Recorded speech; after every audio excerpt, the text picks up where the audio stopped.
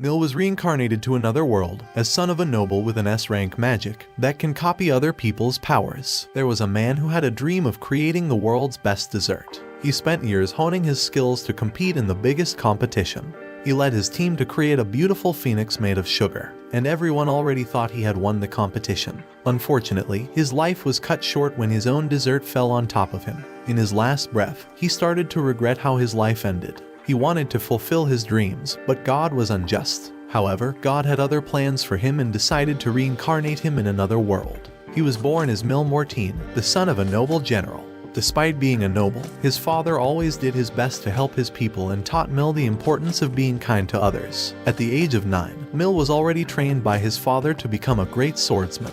Despite not being the best and wishing to become a pastry, Mil continued to practice and perfect his skills. His father went easy on him, only using one hand. But at the same time, he was rigid in his training. He taught him that letting go of the sword on a battlefield was equivalent to death. Mil followed his father with dedication, trying to parry each hit while barely swinging his sword. His eyes were filled with determination, but it wasn't with training. Because in Mil's mind, the biggest battle was to pick which dessert he was going to do next. Of course, that led him to lose his sword. It's not the same as using a butter knife. After training, a person came to report that it was almost time for breakfast, and the general had some reports to go through. The general wanted to hear the reports right there and then. The person told him there was good news and bad news. The person delivering the news informed him that their bean harvest was going to be huge, just like Mil promised them. Their territory was always barren, which made it impossible for people to cultivate. But Mil used the knowledge from the other world to improve the cultivation and harvesting process of their lands. However, the mood quickly changed when news arrived that 50 bandits were on the loose and headed toward their town. Pass was anxious, knowing the bandits would destroy the fields and ruin his plans of creating desserts. He didn't want bandits to ruin his dreams. His father wanted to know how much they had to prepare. It was only 1 month. His father wanted to gather the villagers and arm them. But Mil knew this was crazy. They would get at most 30 men in total to defend the land. And if the bandits managed to surround the place, they wouldn't be able to survive in the long term. He heard his father's conversation. They cannot ask for reinforcements because other nearby lords already lost against the bandits. And if they manage to send them and win the battle, they could use it to take the land. His father's subordinate notices it and thinks he's starting to feel the responsibility of becoming the future lord. So, he suggests using their trump card, Mil, the sanctification ceremony, a ritual that will awaken Mil's magic powers. Confused, Pass had no idea what this meant. At the breakfast table, his father made a big announcement to the family. He told them that Pass was going to undergo a sanctification ceremony, similar to the coming-of-age ceremony in their world. Although it's traditionally meant for 13, 15-year-olds, Pass' father believed he deemed it fit. He had already good enough swordsmanship skills, and he also was already very intelligent. Mil's mother was initially upset because she wanted him to have more time as a child, but she eventually came around and helped him prepare for the ceremony. His mother ends up accepting the decision. After 3 days, it was finally time to go to the royal capital and complete the ritual. His father then put his hand on his shoulder and started to chant a spell. The air around them was filled with energy, and in a split second, they were teleported to the capital. Pass was fascinated by the sights and all ingredients he could use on his desserts. Despite his curiosity, Mil was reminded by his father that he could only buy anything he wanted if he passed the ceremony. He even discovered a new fruit called bonkas, which had a sour taste. He wanted to buy them and try to grow in their territory, which impressed his father, who thought Mil wanted to develop the territory and create an army. But as you can guess, this guy only thinks about making his desserts. When they arrived at the church, they met with the panda priest. His father wanted Mil to perform the sanctification ceremony to get his magical abilities. This ceremony involved both physical and mental challenges. First, they measure the magic power by restraining the person and making them drink a bitter drink. They then leave them alone in complete darkness, without any senses. Usually, kids start screaming after a few minutes. But Mil was different. He spent the whole time thinking about creating new desserts. His mind was filled with ingredients and recipes. His father and panda priest couldn't even believe it. 2 days later, Mil found himself surrounded by golden light particles that get absorbed into his body. His father and the panda priest couldn't even believe in his magic potential. They wake him up and take him to the last part of the ritual. The priest was about to read a scripture, and if Pass had successfully got a magical ability, he would be able to comprehend its meaning. As the panda began to read, Pass suddenly understood. The scripture was magic itself. His father noticed that everything went smoothly, and on their way back home, just as promised, they stopped at the market for Mil to pick out his bonkas. 3 weeks had passed, and the entire town was now bracing and making preparations for the upcoming bandit siege. He had been assigned to help with the defense preparations, and he was eager to lend a hand. He knew that their army was made up of farmers, making them weak and vulnerable. They needed to come up with a strategy, and fast. They created a huge defense wall, filled up the wells and sealed the small villages. They don't want the bandits to make a base there. The villagers then were going to hide in the biggest village. Defeat was almost certain. They didn't have enough men, and their food could only last 3 days. Lost in thought, Mil was suddenly interrupted by the arrival of his childhood friends, Mark and Lumi, who had come to help him. He instructed them on how to gather rocks that could be used to throw at the bandits, but also warned them to stay away from the danger. As Mark and Lumi were collecting the rocks, they suddenly heard a strange sound. It was the bandits, heading straight for their village. They run back and alert about the danger. The villagers started to panic, afraid they couldn't stop them. Mil's father stepped in to give his speech. Every villager grew some balls of courage and decided they won't let them take their land.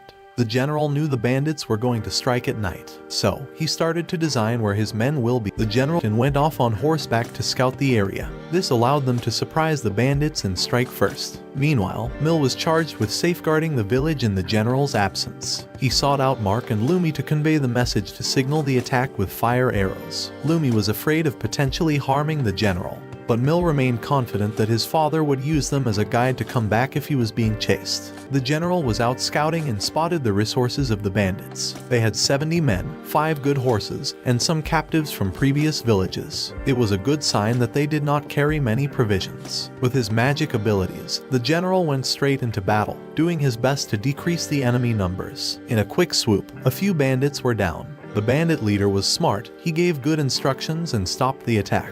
Without many options, the general decided to retreat instead of attacking again. The bandits saw this as an opportunity and gathered their horses to pursue them. But they made 2 big miscalculations. The first was that they did not notice the trap set by the villagers. The second was that they never expected the supposedly leaderless village to have the mightiest leader of them all. The general spotted the fire arrows and immediately recognized Mil's plan. Mil was guiding his father to come back, while also giving their location to the enemy. His father knew their current location and which path to take in order to reduce the damage to the fields. As the bandits drew nearer to the village, Mil gave the order to a bunch of kids to launch a full-on attack with slingshots. The bandits never expected to be hit by a mix of fire rocks right on their faces. They began to flee in panic, but the flames consumed them before they could escape. Just a few hours earlier, Mil had gathered all the children and explained the plan. He knew that his father would lead the bandits on a chase, so he created a strategy to attack the bandits from their flank, which was their weak point. By using the children, they were able to outnumber the bandits and use their slingshots to great effect. But the bandit leader didn't give up. He managed to parry the rock and climb up the wall. He quickly killed a farmer and challenged the rest. The peasants surrounded him, but he was more experienced in battle. The leader of the bandits ordered everyone to be killed. The full-on fight began, while the kids still doing their best to throw rocks. This annoyed the bandit leader. He ran toward the kids and attacked them. The kids couldn't move their legs, and soon blood was splattered on the floor. Mil managed to push the kid away and got hit in the shoulder. The bandit leader used him as a hostage. Mil saw a dead man lying on the ground and quickly thought he could use him to his advantage. The man had his head burnt from the rocks, and Mil used his magical ability to copy the injury to the other bandits. They too started to feel their heads burning, causing confusion among the bandits and their leader. Mil then used the same spell on the leader, who sets him free. The bandit leader cannot understand what's going on and gets hit by a rock. Just he's about to ask if Mil is a wizard. The confrontation against the bandits finally ended. He's dividing the food supplies between the villagers to ensure their sustenance. Pass then narrates his story about his reincarnation as the son of a poor noble, and his only goal in life is to fill this world with sweets. The guards and villagers were taking care of the restrained bandits, planning to send him to another county. Pass father wants the noble from that county to claim that they dealt with the bandits. They will lose the glory, but they need to negotiate first. He at least wants compensation for the battle expenses and loses suffered. Pass' father then starts awarding the training guards and villagers for their bravery with weapons and silver coins. Even Pass' little friends were called up and got rewarded for assisting Pass. The two happily walked home, but Pass came running to help them carry the goods. He compliments their work, but they stay humble, claiming that they just threw rocks. Pass is happy that nobody lost their life and that they can return to their usual way. The kids return home to celebrate the victory. Amidst the celebration, Mark and Lumi step outside. Nak wonders what they did to the bandits. Lumi reveals they're restrained in the main village shed. And that's when stupid Mark decides to check them out, because as a future Pass retainer, he needs to keep an eye on the bandits. Lumi agrees and follows him. The adults tell them that it's not safe and to go back. But Mark pulls Lumi to the bushes and throws pebbles to distract the adults. They take the chance to get inside the shed, just to get scared by the bandits' leader. The leader reveals that Mark now has his sword and asks how he got it. Mark is totally scared it and falls under the bandits' manipulation. The bandit says that he will die once he gets turned in. So, he wants to teach Mark how to use the full power of his magic sword. Mark remembers that Pass can use magic and wishes to help him more. The bandit tells Mark to draw the sword. Mark follows the instructions, and the bandit compliments him, calling him a natural. Lumi tries to call Mark off, but he ignores her. The bandit frees himself from the ropes and tells Mark to get closer to learn the magic words. It's more a magic kick to the gut, sending the stupid kid flying away. The bandit gets up and stabs Lumi, all because a stupid greedy kid. Blood starts to flow from her wound, and the bandit escape on a horse. Lumi is barely managing to survive until Pass arrives. He instructs the guards on how to deal with the injury and asks where the bandit go. He finds out the directions and follows him on his horse. Pass concludes that he can use the anti-bandit traps in the area to his advantage. And if he's in a direct confrontation, he can use his magic to copy the wound back to the bandit. But he manages to realize that he can copy anything he has ever seen. Meanwhile, Pass' father finds about what happened, is all mad with the guards for not stopping Pass, making the decision to save his son. Fuel is worried that the bandit could have companions awaiting and turn the tables. Fuel then tells Casserole to stay back to assure the villagers, while he uses his magic to find Pass. In the forest, Mark is struggling to free himself from the bandit. Suddenly, they fall onto a trap, allowing Pass to catch up to them. The bandit is annoyed because of the trap and prepares to fight.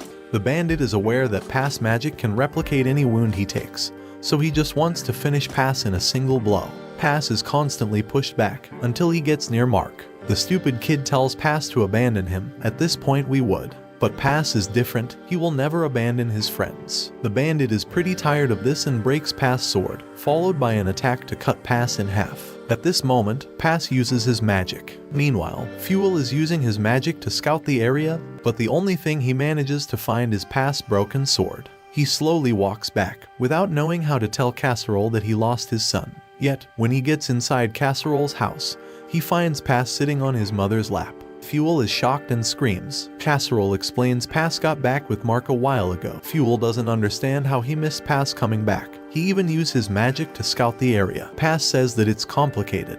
To make it short, Pass explains he simply copied his father's teleportation magic. Everyone is confused. Pass explains his magic can copy he sees into something. So, he copied his father's magic into his body and teleported out with Mark. Casserole understands the situation but still scolds Pass. He forbids him from revealing that he can use other people's magic or use those spells in public.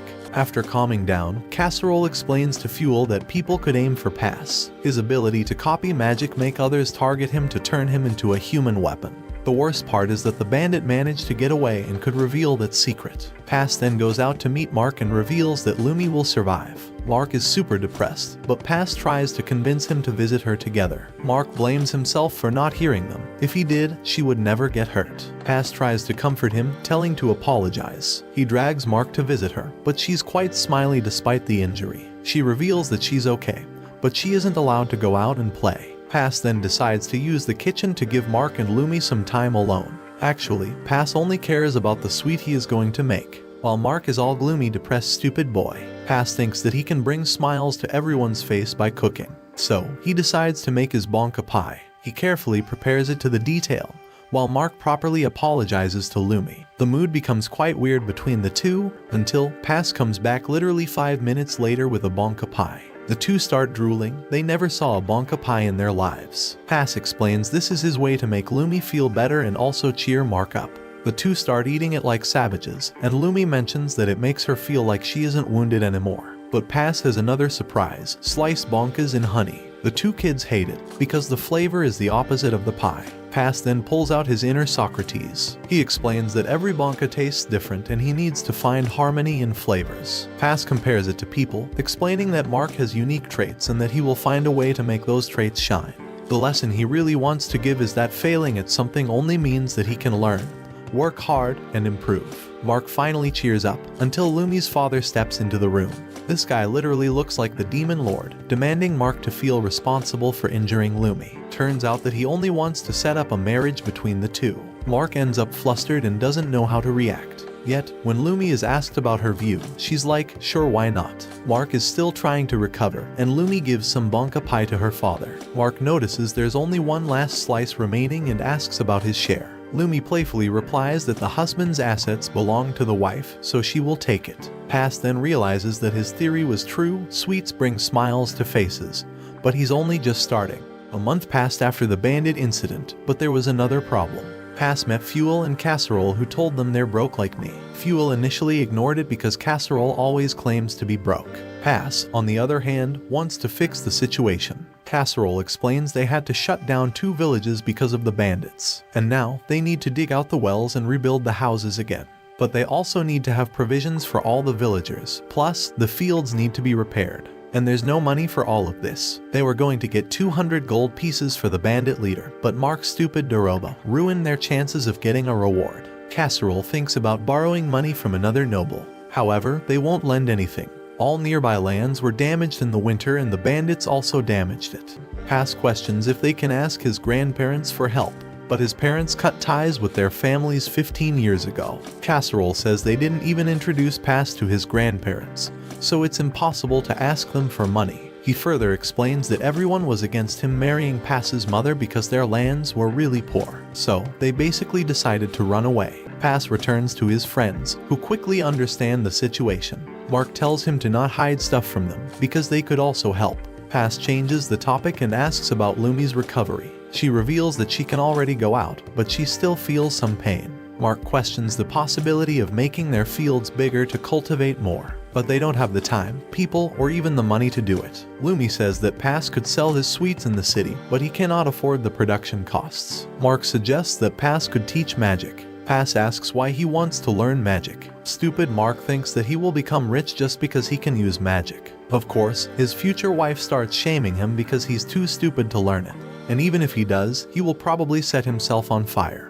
And Lumi says that magic could be the key. She tells Pass they could get an idea if he shows them his magic, so he decides to give it a try. Pass tells them to draw something on the ground. Mark draws himself defeating a dragon with magic, while Lumi draws some bonkas. Pass then uses his magic to copy the images into their hands. Lumi tries to rub it off, but it doesn't disappear. Pass explains it's permanent if he uses it on trees or walls, but it disappears in 3 days if he uses it on skin. Lumi then asks if he can do the opposite. Pass is confused. She explains that it would be cool if he could put a picture of a house or someone's face on the ground. Pass realizes this is the answer he was looking for, and immediately storms off to meet his father. Casserole was discussing the situation with Fuel and his wife. They were considering asking for money from her parents, but she isn't sure about it. Suddenly, Pass storms into the room with a plan. They all want to hear it. He asks if his father remembers the time when he mentioned his attempts to arrange a marriage for Josie, Pass' sister, who is already 13 and within the typical marriage age. His father still doesn't understand where Pass going at. Pass explains that his father can take Josie around to introduce her to other nobles because he can use his teleportation magic. But some nobles cannot use magic and are forced to attend a royal ball in the capital. But that's an expensive and dangerous trip. Pass says they could sell matchmaking photos. He then uses his magic to make his mother's portrait on a plank of wood. Casserole and Fuel cannot believe it because it's so detailed. His mother looks at it, and she feels like she's seeing herself in a mirror. Pass' goal is to use this magic to make a picture of nobles who are looking for a marriage partner. Casserole thinks this is a perfect opportunity. They can charge 5 or 10 gold pieces per picture, but it could become even more expensive. Some parents won't care about money if they're able to introduce their kids like this. Fuel mentions there's a risk to expose Pass' magic if they do this. Pass explains they won't be able to hide it forever, and if they do this, people will think his magic is just about making pictures. Casserole decides to test this idea first with Count Rites, because he will meet her to talk about the bandits. Casserole and Pass arrive in the city of Ritesvale and ask for a meeting with Count Rites. Count Rites is watching from the window, curious if he wants to blame her for not dealing with the bandits. She plans to simply praise Casserole for his achievements and send him off. Pass and his father get inside, where they meet Count Brioche Rites. Pass remembers his father giving him a brief introduction to her. She is the eldest daughter of the previous count, but her father passed away in battle. Casserole shows his respects to Brioche, and she mentions how Pass looks like a charming young man. Pass approaches her to show his respects, but he already noticed that she's observing their behavior. She invites them to join her for tea, but Pass is more focused on the cookies. She mentions that this is her land's specialty and that she prepared the best possible tea. Casserole stays polite and praises how famous her tea is, mentioning that the aroma and flavor live up to its reputation. But Pass is still focused on the cookies. He grabs one and tries it, just to find it tastes horrible. Brioche doesn't understand because most kids love to receive any kind of sweet. Pass then sips on the tea, just another disappointment. Brioche praises Casserole for not only being excellent in military matters, but also for all the agricultural changes he made on his land. She mentions that she would love to learn his secrets and knowledge. That's when Casserole drops the bomb. Most of the changes made to his land, it's because of Pass' advice. She thinks he's refusing to be acknowledged for his achievements. Brioche tells Pass that he must be proud of having such an amazing father. Casserole and Pass have been waiting for this moment. Since she's talking to Pass, he can unleash his true beast. First, he says that he's proud of his father, but he then counterattacks that his father's land was raided by several hundred bandits. It was so bad that Pass and other kids were forced to join the fight. Brioche realizes that she made a mistake by allowing a kid to talk about this subject. But Pass attacks again. He mentions that they interrogated the bandits, who revealed they had come out of Ritesvale. She realizes that Pass is trying to negotiate damages and pretends to be ignorant. Brioche cannot accept defeat and makes the mistake of asking Pass if they have any proof. Casserole then shows a sword owned by one of the bandits, and that sword was carrying Rites' family crest. Pass attacks again, mentioning Rites' men failed to eradicate the bandits, and because of it, Casserole's lands were raided. Pass explains they don't want to cause trouble over this incident, but since they were attacked, they need to be compensated for Rites' failure. She asks if he considers 100 gold pieces appropriate, but Pass replies that it doesn't cover the damages. She reveals that he doesn't seem like a child and ups the compensation to 130, but Pass refuses. She cannot believe she was beaten by a kid and decides to give 150 gold pieces. Pass asks his father's opinion, and they accept the deal. While they sign the contract, Brioche realizes that Pass is exceptional, and realizes that he might be the reason his father's land is prospering. Especially because fathers are the ones who conduct negotiations, but Pass just put her to shame. She still thinks that 150 gold pieces is a small price to pay, considering she could have lost the king's trust. After everything is done, Brioche reveals she underestimated Pass due to his age. Pass apologizes for the things he said, but he needed to do it. She says he never introduced himself to her and she follows up on her request. Before leaving, Pass apologizes for not bringing a gift. So, he pulls out a piece of cloth and uses his magic. Brioche barely believes that she saw him make a portrait of her in a second. She thanks him for the gift, and Pass says goodbye. Casserole then went to a coming-of-age ceremony of the Duke's Cattlesec grandson. He congratulates the Duke for his grandson Squall, recent coming of age. The Duke then introduces Squall, mentioning he graduated as the top student in the military academy. The young boy nervously salutes Casserole, and the Duke apologizes for his stiffness. He reveals that Squall admires Casserole and was looking forward to meeting his childhood hero. Casserole mentions it's an honor and introduces Pass to the Duke. Pass introduces himself in a relaxed and confident manner, impressing the Duke. He calmly compliments Squall, who bites his tongue due to his nerves. The Duke mentions that despite being younger, Pass looks more mature than his grandson. He also mentions that Pass is already an adult and asks if he awakened his magic. Pass mentions he indeed got magic abilities by the grace of God, impressing the Duke. who mentions Casserole's family has been blessed. Pass stays calm and humbly replies that he got lucky. The Duke gets curious and asks if Pass can demonstrate his magic. Pass accepts and asks if he can borrow a piece of cloth from the butler. He casts his magic, printing the image of a beautiful young girl. The Duke is impressed, but his grandson's heart skips a beat. Pass mentions this is a gift from himself and Margrave of Huberg, who wanted to introduce his daughter to Squall. The Duke mentions the Margrave couldn't be present and asks if it's truly his daughter. Pass introduces her as Margrave's third daughter named Petra. He explains that he visited their domain with his father's magic and met her. The Margrave is currently stuck in a conflict, and Petra couldn't come to meet Squall, so they decided to introduce her this way. Squall is head over heels for her, mentioning she's cute and pretty. Pass takes this chance to invite him to come to her coming-of-age celebration in the next month. Squall instantly agrees. His grandfather gets mad because Squall is stupid and doesn't recognize this was a marriage proposal. The Duke tries to play safe and tells Squall to calm down. He then asks how he plans on getting there. Pass mentions they can use his father's magic to travel safely. Squall acts like a happy puppy, telling his grandfather that they won't have problems with Casserole's help. The Duke starts regretting, but Pass sees it as a chance. He whispers the Margrave has been fighting for some years and is getting tired. The Duke gets interested and asks for more information. Pass mentions the Margrave wants to stop the battle by using the Duke's military, and for that, he wants to marry his daughter to Squall. Despite only it being Pass's opinion, the Duke thinks it's a piece of interesting and reliable information.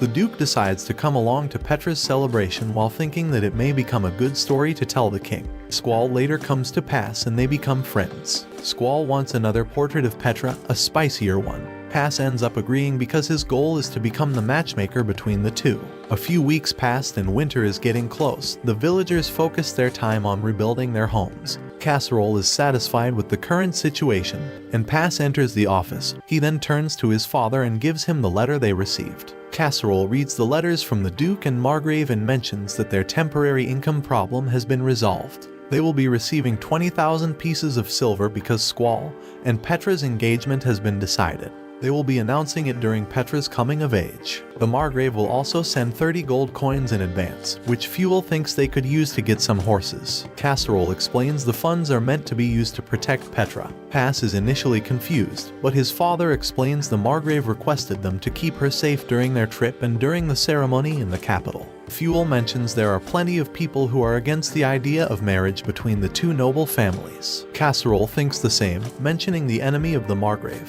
Fuel thinks it's okay because they're keeping the engagement a secret, but Pass understands the church might leak the information. Casserole explains the church is officially a neutral entity, but if paid enough money, they will reveal information. Pass also realizes that they can collect tons of information because they claim to be neutral. Casserole mentions he can protect Petra by himself with his teleportation spell, but it will be hard to teleport her and the guards protecting her to the capital at the same time. Fuel mentions they can recruit mercenaries in the capital, but the enemy could infiltrate. Fuel mentions they should refuse to escort Petra, but Casserole refuses. He mentions this is the best opportunity to get the trust of both lords, which will create a domino effect for Mordeln's future development. Pass then suddenly gets the perfect idea to protect Lady Petra, the church. He explains it's an unknown place where only those who go under the sanctification. With Petra there, they can prolong the ceremony due to various circumstances. Casserole thinks it's a good idea because most people won't interfere with the church. Fuel says this is a perfect plan to earn that gold and build more houses. The day of Petra's coming of age quickly arrived, and Casserole met the Margrave to escort them. The Lord was impressed that Pass was also going to join them. Casserole mentions that Petra will feel more comfortable with someone around her age. Yet, in reality, Pass is part of their plan. They step inside the carriage and greet Petra and her younger twin sister, Lycoris. He tries to talk to Lycoris, but since she isn't good at communication and replies in a cold manner, Lycoris tries to apologize to Petra, who tries to mediate the situation, but she thinks she's only a bonus. Pass' escorting plan is to head to a local church, where they will pretend Petra is going under the sanctification ceremony. They will then teleport to the capital, and then protect Petra until the appointed time. They finally arrive at the church. A group decides to ambush them, but everyone steps up to protect the girls. Casserole easily defeats his opponent, but one manages to sneak into the carriage. The two sisters begin to scream, scared for their lives, but Pass steps up to protect the girls with this sword. He He takes the fight outside. The girls cannot believe their eyes as they see Pass blocking the opponent's attack. Suddenly, one more tries to attack him from the side and Licorice tries to warn him. When Pass is about to get hit, Casserole manages to disarm the bandit. Father and son then manage to defeat the bandits and the Margrave thank them for protecting his daughters. But Casserole tells them to go inside. The girls are still scared but Pass tries to calm them down. They step inside the church and head to the basement, which Petra notices that it's a bit far. Licorice seems to be afraid of the dark and calls for her sister, but Pass gently holds her hand. He tells her she's safe because they're there, making the little girl blush. After comforting her, Pass guides her down. This makes her think about Pass, who's younger than her but behaves like an adult. She wanted to catch her sister's hand, but she thinks that Pass is the only one who doesn't compare her with her sister. She has always been indecisive, and she thinks that her sister was chosen as the bride because she's prettier. She doesn't think highly of herself because she feels like she's just an extra. After reaching the end of the stairs, Pass guides them inside the room and tells everyone to hold their hands in a single line. They follow his instructions and Casseroles uses his magic, teleporting them to the church in Bovaldia. Meanwhile, on the other side of the city, there's this weird guy living in this broken house. He explains to a group of mercenaries that he called them here to do a job for him, so he can rebuild the Almania house. He tells the men that he plans to deal a blow to the Cattlesec family. The mercenaries will do anything for money, so they ask whom they need to kill. The weirdo explains they don't need to kill anyone, because their task is to bring a certain woman to him. If they succeed, they will receive 10 pieces of gold. The leader of the group asks if the girl is an aristocrat. The weirdo tells them he wants Petra, and they shouldn't mess it up. Once the group leaves, they talk about how the weirdo is too arrogant. They're curious because this idiot created this whole plan just to become an aristocrat. The group cannot understand the weirdo's intentions and think they will be blamed for taking Petra. The leader explains the weirdo's plan has two goals. The first is to destroy the Cattlesec's family reputation, and the second is to claim that he saved her and will become an aristocrat by marrying the girl. This only works because Petra's parents will want to keep their status by protecting her innocence. Back at the church, the Margrave comes and tells Petra that the panda priest is waiting for her to start the ceremony. Casserole then gives Pass an important mission. His job is to accompany Licorice to the reception room until Petra is finished. His father explains Licorice seems a bit tired. Pass then approaches Licorice, mentioning that it's hard to rest in that place. He then says they've prepared a separate room for her to rest. She's hesitant, but he tells her that it's important to rest while giving his hand. She shyly holds onto it and he guides her. At the same time, the carriage and guard that will escort Petra arrive at the church and she leaves with her father after finishing the ceremony. Inside, Pass is a bit confused because Licorice's maid stayed instead of going with Petra. Farah, the maid, is a bit aggressive while explaining she's here to protect Licorice. Pass is initially startled and asks if she can relax. Suddenly, the ground starts shaking which creates a huge hole in the floor. Licorice and Pass fall into the hole and Karesh shouts for help. Casserole rushes inside the room to find out what's going on. He examines first the situation and realizes this massive bottomless pit was created by a mage. He orders Fuel to explain the situation to the Margrave and then jumps into the pit. Meanwhile, Pass awakens and tries to understand what happened. He wonders why he is being hostage because his family is poor. He then looks at Licorice and realizes they are after her. The mercenary leader tells one of his men to keep an eye on them. Before leaving, he tells Pass that he will kill him if he tries to do something. Without any second thought, he decides that he must protect Licorice. Casserole finally reaches the end of that massive endless pit and realizes the culprit's already escaped. Licorice finally wakes up and Pass asks if she understands what's going on. Since she doesn't, Pass explains all he knows and tells her to relax. She was initially worried, but she decides to believe Pass. The guy guarding them says that Pass is trying to show off. Pass looks around and understands that this place belonged to a Duke family that fell 10 years ago. He remembers reading the list of possible threats for Petra's escort and realizes there was only one Duke on that list. It was the Duke of Almania. He uses his magic to copy the information into a ribbon belt and then copies his father's magic to teleport it to his father. Meanwhile, Casserole returned to the church to see if he can get more information. At that moment, there's a light in the room and the ribbon appears. Casserole holds it and reads the information, revealing that Pass and Licorice are being held in Almania's estate. They realize that someone from the former Duke family is the culprit. Meanwhile, the mercenary leader gets inside the room angry because he just realized that they got Licorice instead of Petra. He tries to attack her, but Pass uses his magic to teleport next to her. Yet, he gets punched by the mercenary leader. The other guy is confused, but he asks the leader what's going on. The leader explains they won't get paid because they got the wrong girl, and the engagement announcement is happening right now.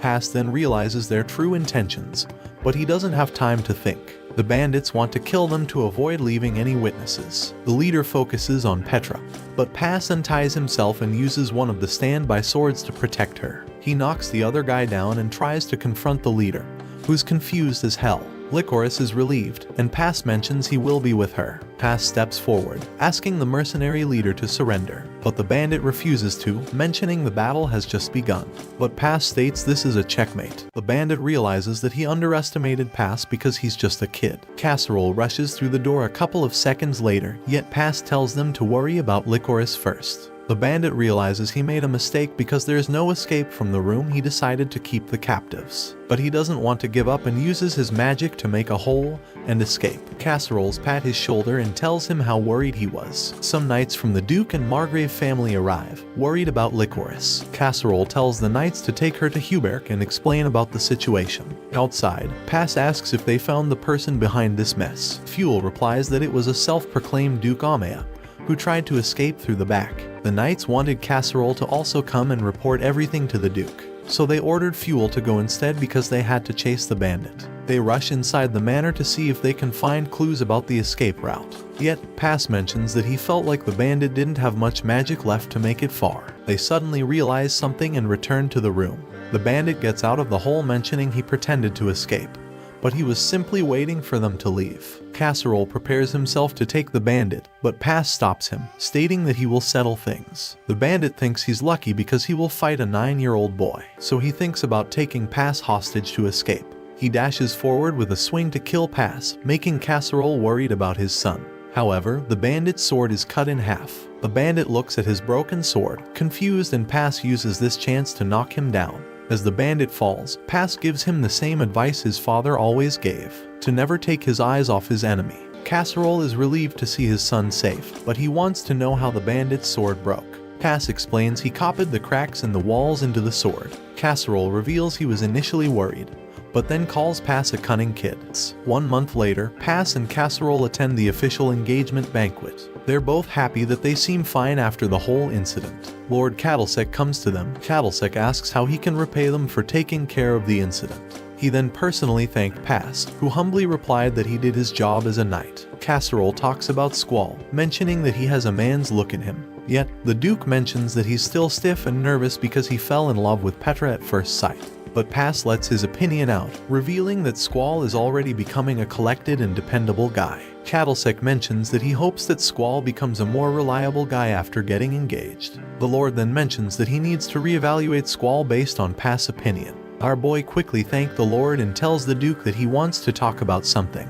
He mentions something is bothering him about last month's incident. He finds it strange that the culprit had a careful, detailed plan and had prepared a stronghold, but they still failed the most basic thing: to get the right targets. He reveals something about their plan was off because they probably had some biased information on Petra. He thinks that there was an informant who could give access to abandoned manors. So, Pass thinks a third party was influencing everything for their own purpose. Pass thinks the third party leaked false information and overlooked Amaya's movements in the capital city. The Duke tries to think about who could be, but has no answer. Pass simply mentions it must be the person who benefits the most, like someone who's hated by the Amaya house and held power after it was destroyed. And that person created this whole incident to stop the Amaya family from regaining power again. Candlestick understands that Pass is hinting that it was him and asks him directly, but Pass plays it out, mentioning that kids dream about conspiracy stories. The Duke thought Pass was just a kid, but he quickly understands how sharp and smart he is. Casserole tries to make his son stop talking, and Pass changes the topic. He mentions it's hard to grow crops in their territory, and that they still need some help. Candlestick asks if it's money, and Pass replies that it would be a great honor if the Duke gives them some assistance. Candlestick understands this isn't a request, but a threat, especially when Pass says he was about to say hello to the Margrave, and he might accidentally tell him the same theory. Candlestick panics and agrees to give them assistance. The Margrave joins the conversation and thanks Pass for protecting Lycoris. He then mentions that Pass completed his coming-of-age ceremony. Pass confirms it, thinking the Margrave is going to talk about his matchmaking business. Yet, the Margrave mentions that he's sure that Pass will become famous and will be flooded with offers from everyone. So, he just wants to secure his position. Pass bluntly replies with a yes, sure. Yet, the Margraves ask him if he's interested in someone. Casserole tries to stop Pass from answering. Yet, Pass replies he didn't find a good one yet. Hubert asks what Pass thinks about his daughter. Pass is confused because Petra just got engaged. But Hubert reveals he's talking about the one he saved, Licorice. Pass is confused, the Duke laughing and Casserole face palming. Hubert explains Licorice likes the idea. Pass nervously replies that he's honored, but he believes that Licorice deserves someone better than him because he has a low noble status. Yet, Hubert is annoyed because Pass is refusing Licorice when he said that he admitted that he would settle down if he found someone good enough. He asks what Pass dislikes about Licorice, making him panic. Pass tries to clarify the situation and Hubert asks for his decision. Pass freezes and ends up replying that Licorice is a wonderful woman. Hubert gets happy and asks about Casserole's opinion. Casserole knows he cannot refuse, so he approves. Pass feels betrayed by his father, and Hubert gathers all the people to announce that Licorice and Pass from now on will be engaged. Pass then realizes he thought he was going to matchmake Licorice's wedding, just to be matched instead. Seconds later, Licorice arrives with a big smile and finally summons her courage to thank Pass for saving her. This is the first time he sees her smile and he starts blushing because he never noticed that she was this beautiful. The Margrave does a toast, mentioning he got a fiancée for both his daughters. Squall shakes Pass's hands, mentioning that from now on they will be brothers. After the party, Pass is watching the sunset, confused about everything. Licorice talks to him and worriedly asks if she's good enough for him. He smiles and replies with a yes, mentioning that he's happy about it. She smiles back, mentioning she's also happy. Suddenly, Licorice tells Pass that she prepared something for him. She mentions that she prepared some cookies. He appreciates the color and smell, thinking they must taste deliciously. But when he tastes it, he realizes that they're salty as the Pacific Ocean. He notices Licorice anticipating the reply and he tells her that it tastes delicious, making her smile. You know, just a usual day in life in a married man's life. But at that moment, Pass decides that he will do everything to protect her smile. When Pastry got back home, he was super happy. He started unpacking some wooden boxes. Marco and Lumi came over to see what was going on. Pastry told them it was help he got from the Duke. Lumi opened one box and got surprised. There was a tree inside. He said it's a special tree called a black locust sapling. They thought Pastry was gonna use it for pie, but he explained that these trees can grow even in bad soil and make nectar for honey. That got them all excited about eating honey. But there was a problem. Their land didn't get much rain, and the trees they planted kept dying. So Pastry decided to make a big water tank so they'd always have water. Meanwhile, in the big house, Fuel and Casserole were doing money reports for the village. It was the first time in 20 years that they actually made money. Casserole was happy, thinking about all the good and bad times they went through. Fuel saw how Pastry's tree was a big help since he was born. Casserole agreed and called Pastry a savior. Fuel was happy to hear that and moved on to some more stuff he had to report. Fuel asked if Casserole wanted to hear the good news or the bad news first. Casserole was already feeling good, so he said good news first. The new village they were building already had 40 people who wanted to live there. Most of them were refugees from other villages that got messed up by bandits. Now Casserole wanted to know the bad news. Fuel heard about Pastry's new plan, and he took his two buddies to the new spot to do it. Casserole knew they were up to something big without asking permission, so he went to check it out. At the spot, Pastry faced a rocky area and used Strudel's magic he secretly learned to dig. But his first try made a huge shockwave that sent Fuel and Casserole flying.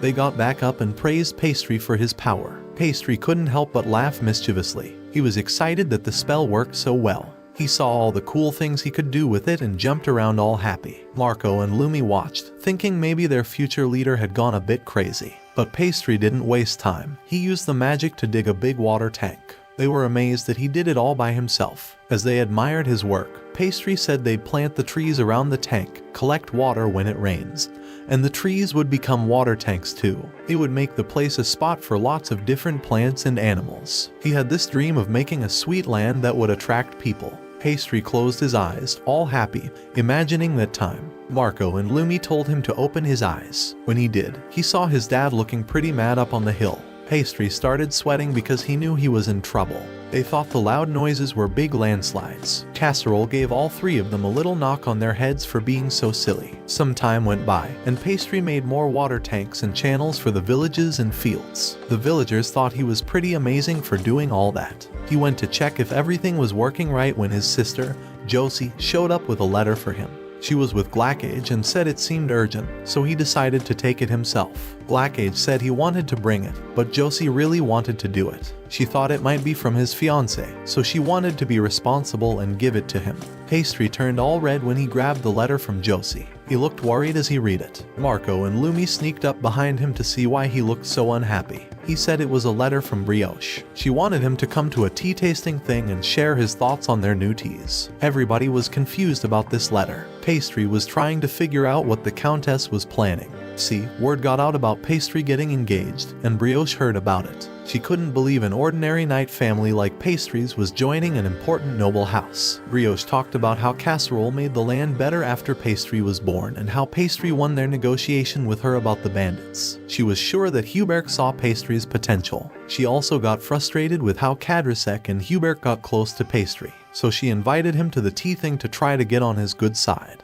In the village office, Pastry changed the subject back to why he came. He asked if his dad was here, but Fuel said he was still in the royal capital for work.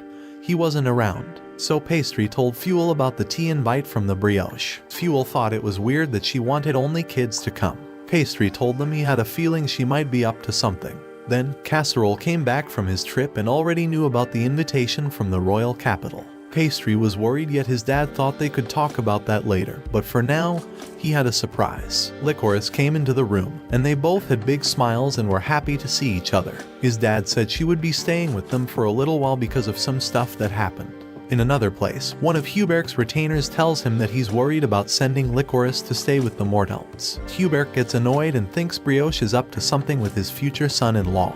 The helper agrees, saying Brioche is smart and probably knows about Mortelm's land and Pastry's potential. Hubert thinks her invite to the tea thing is daring. That's why he sent Licorice, so she can go with Pastry. Even if Brioche tries something, it'll be hard to influence Pastry with his fiancée there. On the day of the tea party, the Countess's castle is full of fancy young nobles from the south. Pastry and Licorice arrive, and Pastry notices the picture he made of the Countess from his first visit.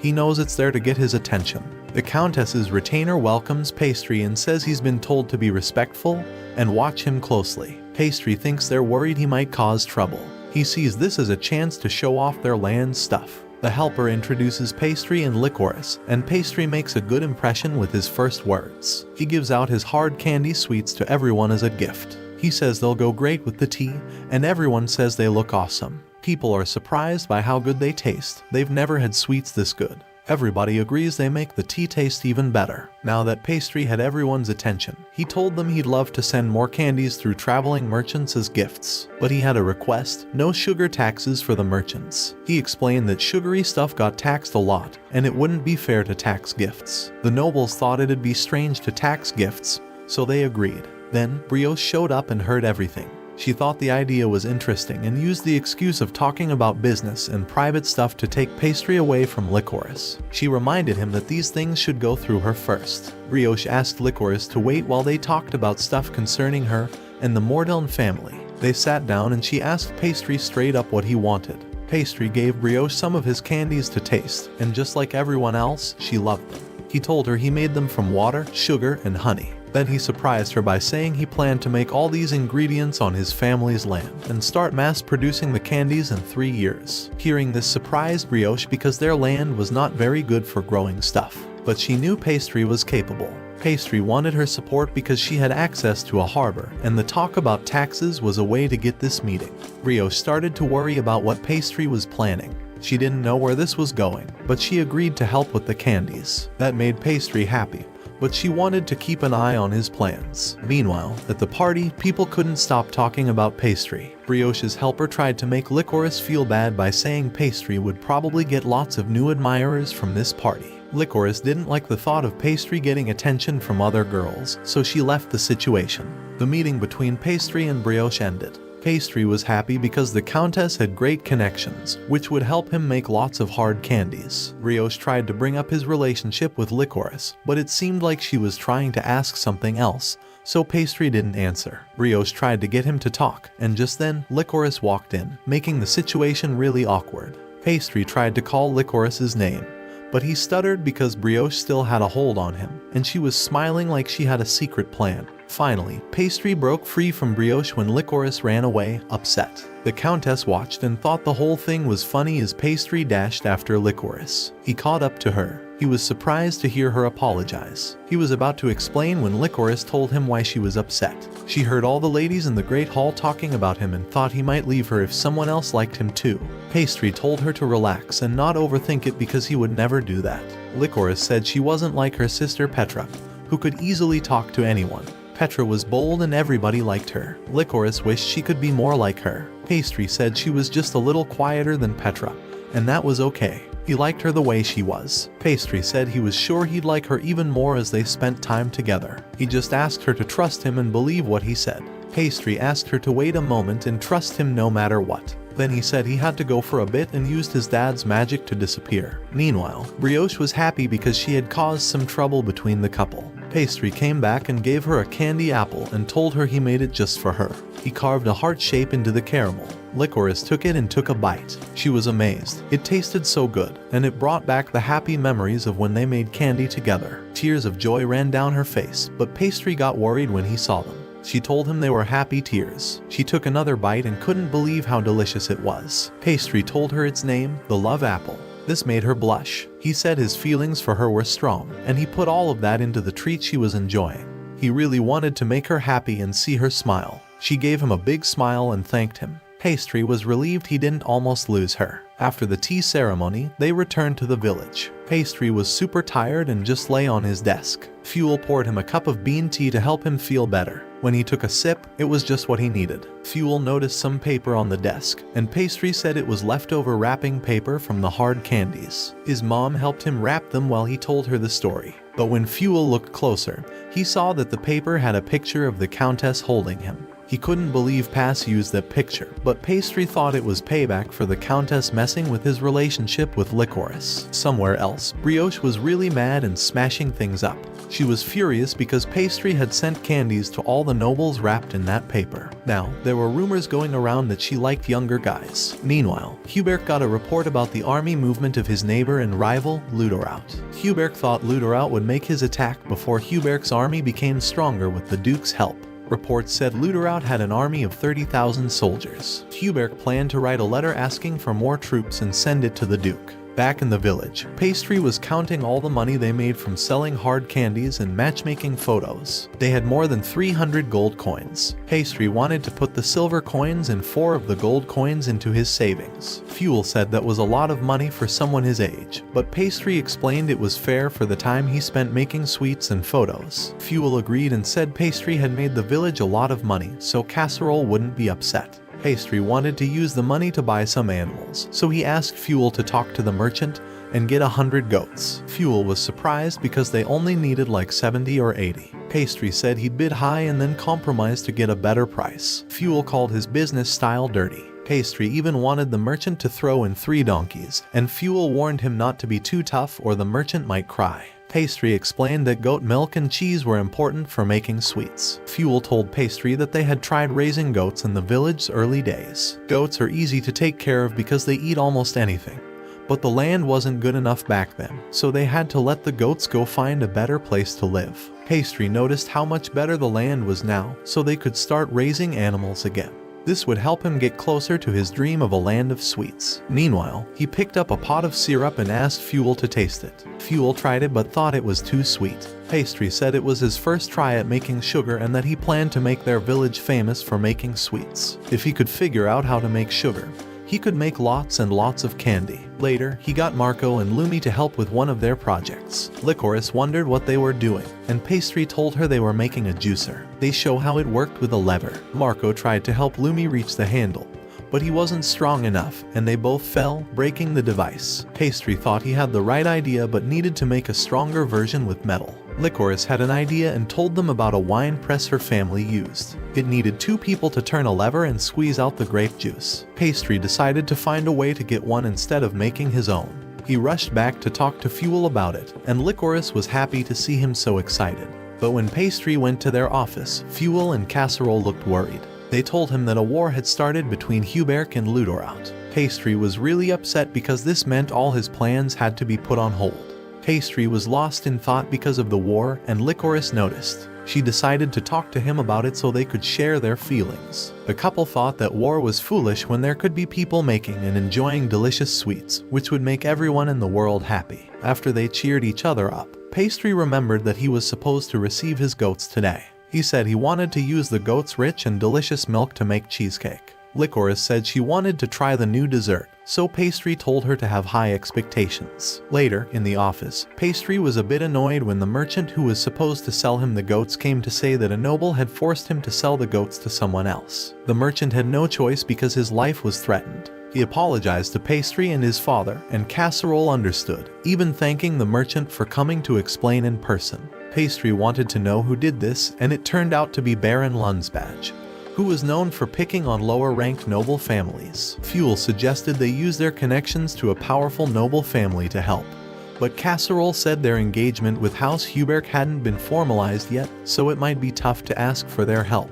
The Hubert conflict likely caused this problem, as war can affect food security. Casserole couldn't believe it was already affecting them just 3 days after the news came out, suggesting it was a big conflict. All regions are connected by trade, so everyone will be affected. Pastry was getting really worked up, thinking about taking action against Baron Lunsbadge for ruining his plans and showing disrespect. Casserole and Fuel were confused by his anger and tried to calm him down, but Pastry insisted he was going to march to the Baron and confront him. His father then explained that in times of war, all regions need supplies, especially food. Lunsbadge's land is closer to the front lines, so it's natural he needs food urgently. Casserole pointed out that the noble didn't steal the goats but paid a fair price for them. He sympathized with his son but explained that only Pastry was affected by this. Fuel told him to accept the reality. Once the conflict was settled, he could negotiate for more goats. Pastry felt sad about the promise he made to Licorice regarding the cheesecake. Fuel saw this and revealed that there was a way to get supplies even during wartime,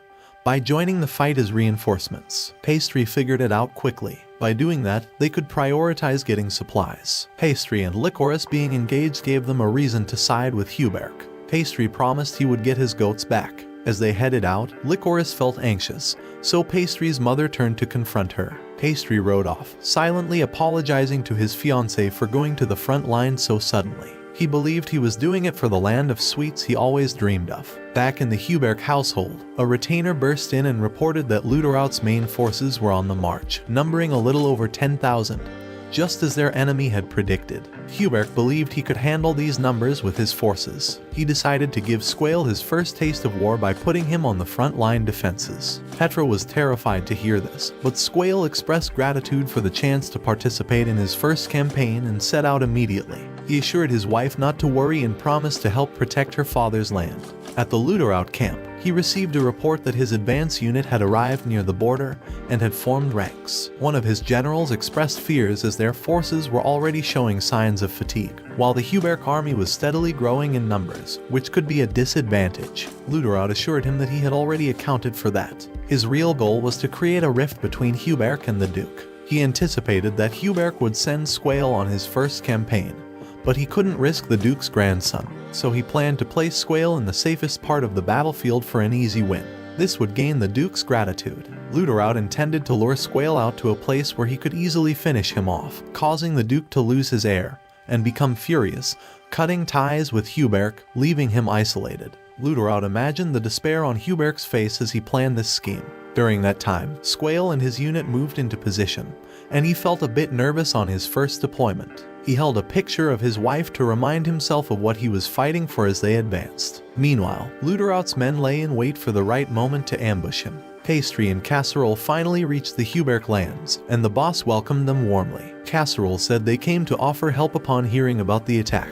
Hubert was thankful. Pastry almost slipped up by mentioning his goats but managed to save himself by saying he was there to aid his fiancée's family. Hubert then took them to the war room to check the battlefield. Pastry noticed the enemy's solid defense, but Casserole found it suspicious upon closer inspection. Something didn't seem right, even though it looked okay at first glance. Pastry saw his father's warrior instincts at work and mentioned that the enemy's defensive formation was strange. They reviewed the positions and realized it was all set up to ambush a unit in an unimportant part of the battlefield. Hubert's face turned to horror when he realized it was Squall's unit. Squall received intel that the enemy would attack from the northeast, so he prepared to confront them at their current location. He got a report that the enemy was spotted in the distance, numbering about 20. The young lord rallied his troops and moved forward, but they didn't find any signs of the enemy. Then came another report that they had fallen into an ambush as the enemy charged from behind, and their numbers were greater than reported. Squall's unit was in a panic, and they lost some soldiers. The young lord tried to stay calm and ordered his troops to head into the forest. Unfortunately,